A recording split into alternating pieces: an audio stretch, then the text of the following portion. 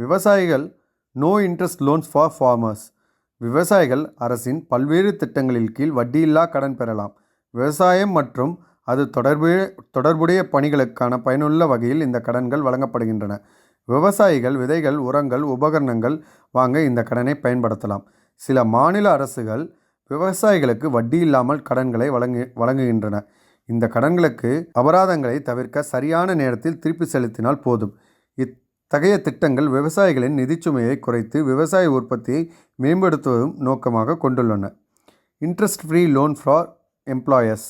சில நிறுவனங்கள் ஊழியர்களுக்கு வட்டியில்லா கடன்களை வழங்குகின்றன.